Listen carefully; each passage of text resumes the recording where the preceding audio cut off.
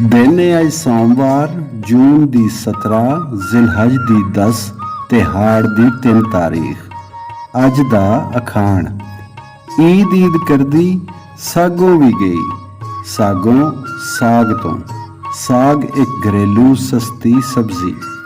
ਇਸ ਅਖਾਣ ਵਿੱਚ ਦੱਸਿਆ ਗਿਆ ਹੈ ਕਿ ਬੰਦੇ ਵਿਚਾਰੇ ਨੇ ਈਦ ਉੱਤੇ ਚੋਖਾ ਗੋਸ਼ਤ ਲੱਭਣ ਦੇ ਚਾਅ ਵਿੱਚ ਦਾਲ ਸਬਜ਼ੀ ਨਾ ਖਾਧੀ, ਪਰ ਦਾਲ ਸਬਜ਼ੀ ਤੋਂ ਵੀ ਗਿਆ ਤੇ ਈਦ ਉੱਤੇ ਗੋਸ਼ਤ ਵੀ ਨਾ ਲੱਭਾ।